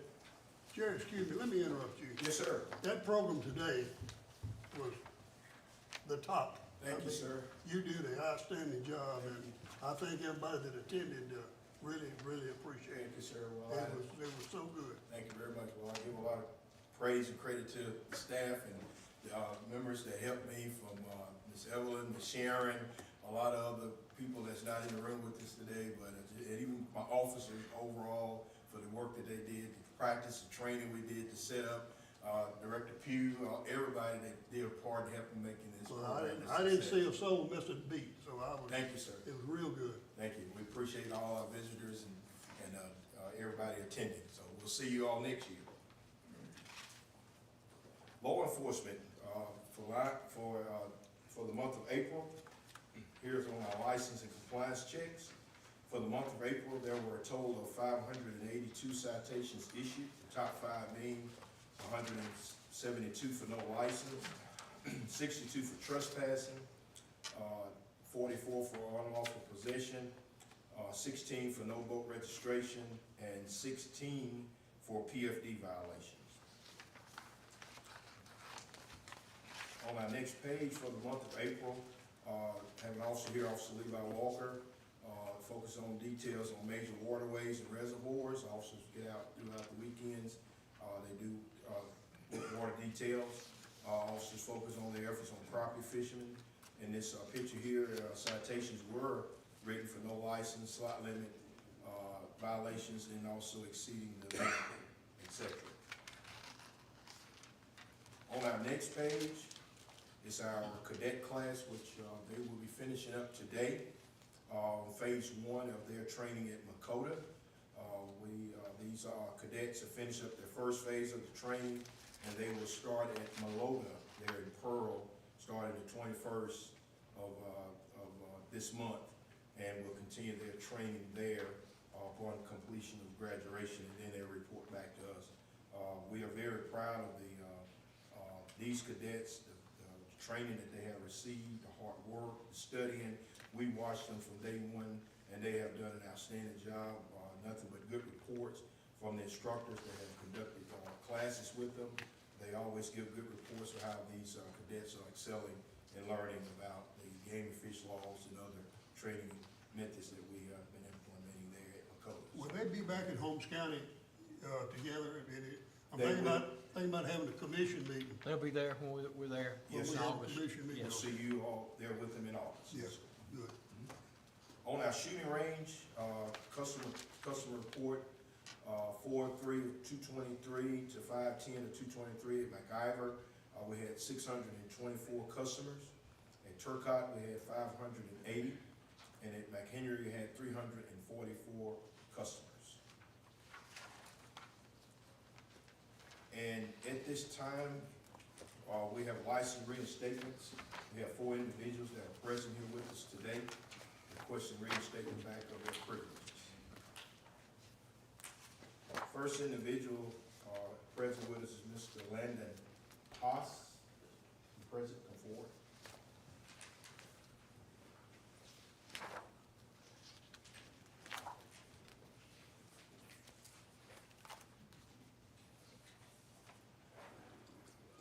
This violation occurred in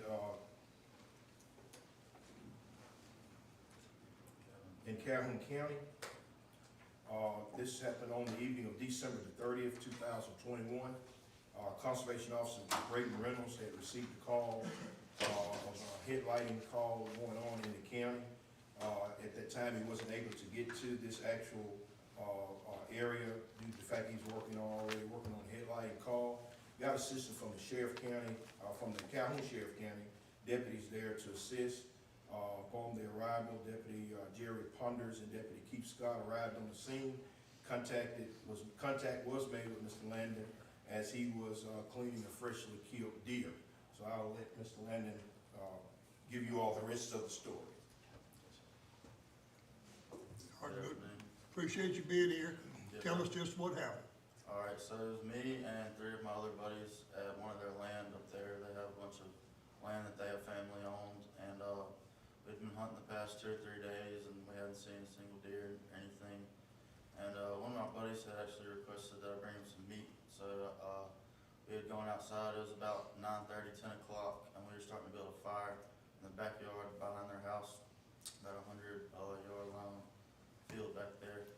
And we saw 3 deers just walk out at the very back of the field, just, I guess, from the moonlight. And one of my buddies told me to go in and grab the gun, so I did, and I had a little headlamp that I kind of could screw in and focus into more of a spotlight type deal. And I had it on there, and I pulled the trigger. We waited about 15 minutes, went back out there, made sure it was dead right there, went back, and I was about 3/4 of the way done cleaning it whenever I saw the headlights from the officers' cars pull over, and they asked me what was going on, how I was having a good night, and I said I was until now. And I told them everything that was going on, and they took me into the county jail, and where I had to go tell the story again to Officer Reynolds, and I told everything that happened just as how it had, and I had to pay a fine of $1,000 because I got half of it dropped off because of my honesty, and the other 4 accounts of unlawful possession, unlawful bullet size, no hunter's orange, and hunting after hours. And then I served the night in jail there. So how much did that cost you? It was a $1,000 fine with court fees as well. What about your gun? It was taken, but I got it back because it was under my dad's name. Innocent third party. What about the other people that were with you? They weren't charged with anything. It was all me. I took full responsibility for what I did. Night in jail, will you go back? I wouldn't recommend it to I have a motion at the appropriate time, Mr. Chairman. Well, I just wanna make sure you understand how dangerous it is to shoot at night when you ain't got a clue what's behind it. Yes, sir. I mean, I felt, I don't know where you went hunting, you didn't find any deer Yeah, for 3 days. It was weird. Man, they all over my place. Yes, sir. You don't have to look for them, they run over you. Well, I mean, you realize what you did wrong. Yes, sir. I've spent a year without hunting. It's been the worst year of my life, and I've learned that hunting is a privilege and not a right. Did you take the, hunter safety? Yes, again? sir. I did. Okay. So, Colonel, as far as you know, he's met all the requirements? He has, sir, yes, he's met all the requirements for reinstatement, yes, sir. Okay, I recognize it for. Motion to reinstate. Is there a second? Second. Motion made and second to reinstate Mr. Haas's license. All in favor? Aye. Motion carried. Thank you. Hey, and we don't wanna see you again. You won't wanna Nothing see me, personal, sir. but just, don't do it again. Yes, sir.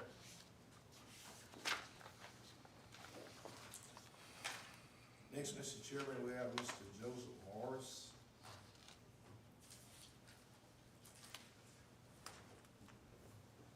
Mr. Morris was charged for headlighting. This incident occurred in Panola County.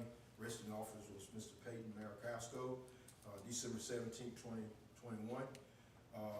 Officers responded to a report of headlighting activity from a caller that informed the officer that a family member keeps shooting deer at night in and around her house. The officer did obtain additional evidence from the family member, which was evidence of snapshots and pictures of deer harvested illegally by Mr. Morris. So he's still here to tell you about the event. Thank you, Mr. Morris, glad you're here. Tell us what you did. I was dropping my son off at his grandmother's, which was my ex-in-laws, and she allows him to shoot deer out of the garden, and there was one standing in the garden, and so there's always been bad blood with the ex-in-laws, and they called, and it was just a big drama thing over the whole situation. Who shot the deer, you or the kid? I did. Okay. You get along with them now? You in-laws? No. No? Didn't make. But I paid my fine, I paid $2,500 fine, and. $4,500? I paid for it. $2,500. Yeah. What about your gun? It was his gun, they Oh, took it it. is gun. Take hunter safety again? I did. You take it online, or were you in a class with a bunch I of took it 10-year-olds? online. Sir? I took it online. Okay. And we had one guy that went to, at your age, and went to take hunter safety with a bunch of 10-year-olds. He said it was the worst part about it. Oh, yeah. I took it online. Okay. What about it, Colonel? Yes, sir. He has met all the requirements for reinstatement. Motion to reinstate, Mr. Chairman. Motion's been made to reinstate. What do you want, second? Second. Commissioner Rhodes, second. Thank you, and you know that too many of them in the daytime. That's right. Don't hunt at night. Thank you, Billy. Glad to see you. You feel better? You feel okay? I got a motion and a second. Okay. Mr. Chairman, I got a motion and a second. I just didn't hear the vote. I remember voting. I voted. I thought we voted aye. Okay. All right. All in favor, vote aye. Aye. Well, I you was got waiting it. for the phone to get, there it goes. All right. Okay. Mr. Bradley Farr, this incident occurred in Walton County, December 7, 2020. Arresting officers were Michael Pounds, Ben Morgan, and Clayton Dyer. Landowner contacted Officer Pounds, reported that shots were fired. A shot was fired on his property. The landowner drove to investigate the situation and noticed a vehicle that had drove off once he had began to approach. The landowner followed the vehicle later. It stopped and told the landowner that he was just using the latrine at the time. Then he drove off. And the landowner did obtain the tag number, and the investigation started from there. So we'll let Mr. Farr tell the rest of the. All right, tell us what you did. Yes, sir. Just stand in front of the mic right there, we can hear you. Can you hear me? Yeah, good. I went with my buddy over to my house to just have a good time and whatnot. And he was talking about he couldn't get me, he couldn't find no deer at the daytime. And he convinced me to go spotlighting with him. I went up there and, he jumped the ditch into somebody's property and I shot the deer. And then we took off after the landowner contacted us and, came back and tried to get the gun because I threw the gun in the bushes because I didn't want the landowner to shoot me. So you shot the deer, Yes, sir. took off threw the gun down, took off running, To the then truck. came back. Yes, sir. We were just trying to get the gun. Are you FARVE or FAVRE? RVE. FARVE. Gotcha. Sorry. The woods are full of them down there. No, not that many of them. It's usually FAVRE, Fabrac. Yes, sir. This happened in 2020, I think so, yes, sir. and you were convicted on 4 of 21. Yes, sir. How long is this suspension for? Been 2 years. Yes, sir. Okay. 2 years. It's getting late in the meeting, I can't count. I'm sorry. I just thought you might have skipped, had an extra year or two in there. How much did it cost you? 2,000. 2,000? Yes, sir.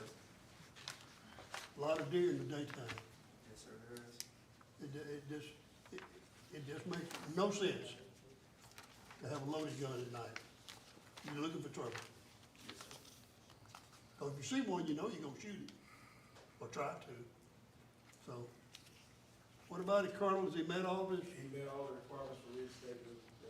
What'd you do on the Hunter's Edge? You take it online? Yes, sir. Okay. Motion? Motion. Reinstate. Motion been made to reinstate. Second. Second. All in favor? Aye. Aye. That's fine. All right. We don't wanna see you again, buddy, Yes, sir. but we're glad to see you this time, but just don't come back under these conditions. Lastly, Mr. Chairman, we have Mr. Zachary Fredericks. This incident occurred in Perry County. Arresting officer was Officer Jacob Williams, September 25th, 2021. Officer received an anonymous tip about some illegal hunting activity practice going on in the area.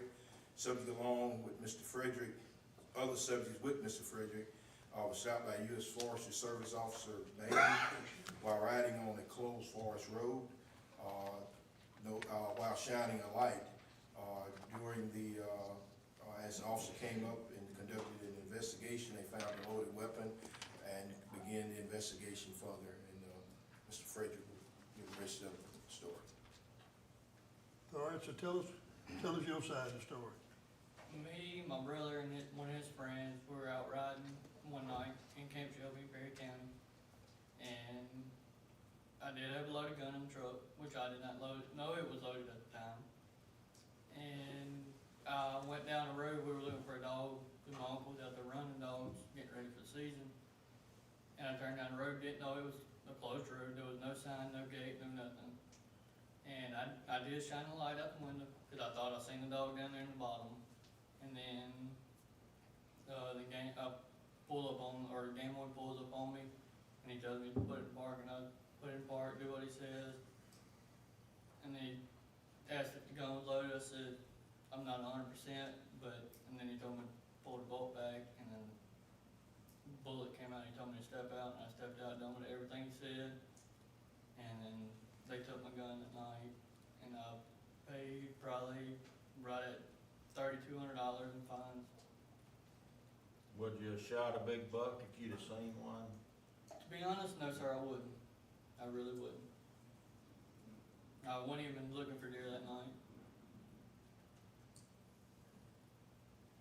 Well, it cost you a lot of money for the loaded gun that you didn't Yes, think was loaded, but, you know, that's normally the case when you go out there and you got a loaded gun at night.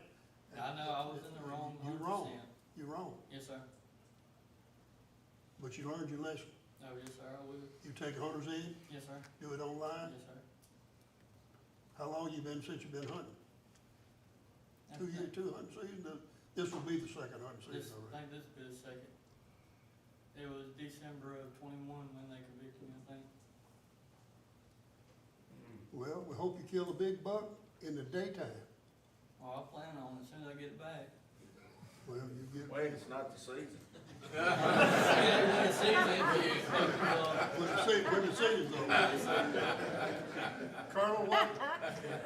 Yes, sir, he has met all the requirements for reinstatement, we recommend that he be reinstated. I'll make a second. Motion been made and second to reinstate Mr. Frederick. All in favor? Aye. Good luck to you, buddy. Mr. Commissioner, that is my report for law enforcement. Are there any questions? Mr. Chairman, Hey. Go Mr. ahead. Chairman, I was, yeah, when we get other business, I wanted to, maybe to circle back real quick on that question about the out-of-state draw hunters for turkeys. Is there anything we can do about that now or not? But I'll go ahead and, see if there's anything else. Let's take it up next time. I think we about ready to adjourn there. We can't do anything now anymore. I don't think I get an So, answer. Yeah, we. so we never did answer that question. So what we could do was you could say, and not we can do it this year, but say the season starts March 15th, but out-of-state draw hunters would have to, out-of-staters to hunt on public land couldn't hunt until like April 3rd or something like that. Yeah. So you could put it through the first 2 Yeah. weekends. We could do that. Commission can certainly do that, it'd just be probably, you have to take it up between now and next turkey season and do it then. And that way would be in the regulations going into next season. Right, that's right. Yeah, so I just think that's something we ought to discuss. Probably, maybe it can come up that we, the turkey stamp happens and all that. But I do think it'd be important to, like Bill Giovanni and others pointed out earlier, talking about upstate hunters, some of those ideas. We should, maybe Adam and staff, y'all look at that and come up with some recommendations on how we could do it. Because it's still, we gave out, I think there were 1,000 permits, you had 1,800 people applied, and it's still a lot of pressure on that public land early season like that. I think, can you limit the bag limit to the out-of-state hunter? Yeah, I think you probably can. Yeah. Be something to I look mean, I at. think we need to do that too. I mean, we're keeping Mississippians from turkey hunting in the fall. The least we could do is limit the bag that we allow out-of-state hunters to come here and hunt. So, I think that'd be a good idea to just take a look at it. Yeah, that's good. That's good. I just want to make sure we never quite address it 100%. That's great. Let's look at that hard between now and next year. That's fine. All right. Mr. Chairman. What about, Well, we're scheduled to meet, our next meeting is scheduled, we have no other business that I'm aware of at this point in time, except that we, just going and mention that our next meeting is set for Thursday, June 22nd, 2023 at Clarko State Park, and you had mentioned earlier that we had originally set the July meeting for the 12th and 13th in Natchez, Mississippi, but that may not, you may have a conflict, Commissioner 12th and Rhodes? 13th ought to be all right, shouldn't it, on your trip? You told me like the 20th. I'm gonna be in Alaska. I don't, You talking about, I thought you said like the 20th or the 18th. y'all don't work this around me. Well, we are. Yeah, we got some stuff we need to get done in the city of Flowood. Let's do it during that time. While he's in Alaska. And that's a Wednesday and a Thursday, the second week, basically the second week of July is when it's set for, 12th and 13th. Maybe I'll get back next week, talk about it. That's before you Can. go. Yeah, I we do get that. back. All right, I need to look at my calendar. Yeah, everybody look at the calendar, everybody try to fit the calendar in for June, for, commission meeting at we go there on the afternoon of the 21st, and have the meeting on the 22nd at Yeah. Clarko in June, and check for going to Natchez on Wednesday, the afternoon of the 12th, and have the meeting next morning on the 13th. Hey, check MML too. I'm gonna be going the week of the 18th. Well, if you can make the 12th, 13th. When's then MML? 26th of Give you June, 5 days to get ready. Last week of June. 26th of June is MML, Okay. Yeah, so it'll be after, you'll be after the Clarko meeting. I'm good. That's The all only, right. the only one I was concerned about, make sure we didn't Well, have that's the week the of only the one I thought it was late. All right, we should be good, set for June and July then, Mr. Chairman. Okay, you say there's no further business? No need for executive session, so no further business. There's been a motion to adjourn, that motion's always in order. We adjourn. Second. Long enough.